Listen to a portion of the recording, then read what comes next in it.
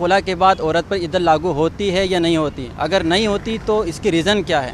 اور دوسرا یہ بتائیے گا کہ خلا اور طلاق میں کیا فرق ہے؟ ارشاد جی خلا جو ہے نا وہ طلاق کی ایک صورت ہے.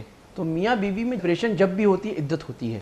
اچھا. اور خلا ہو طلاق ایکسپلیسٹلی ہو یا تیسری صورت ہے فسخ نکاح بطریق خلا جو اکثر پاکستان میں ہوتا ہے, جو پاکستان کا act dissolution of marriage act 1942 کا چل رہا ہے کہ اگر شوہر طلاق نہ دے رہا ہو, ضد کر رہا ہو اور تنگ کر رہا ہو عورت کو, تو عورت کورٹ میں جاتی ہے اور کورٹ دیکھتا ہے کہ بھئی وہ کوشش کرتا ہے مل جائیں, نہیں ہوتا تو وہ دیکھتا ہے اگر شوہر ضد کر رہا ہے, تنگ کر رہا ہے بیوی کو, تو وہ نکاح کو سیپریٹ کر دیتے. جس دن ڈگری پاس ہوئی ہے خلا کی یا ڈسولوشن آف میرج ایکٹ کی یا تفریق نکاح کی, اس دن سے عورت کو عدت گزارنی ہے.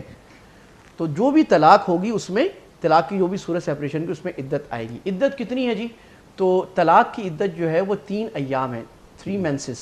عورت 3 مینسز پورے کرے گی, اور اگر اس عورت کو مینسز نہیں آتے تو پھر 3 مہینے, وہ 3 اسلامی مہینے چاند کے پورے کرے گی, اس کے بعد اس کی عدت ختم ہو جائے گی.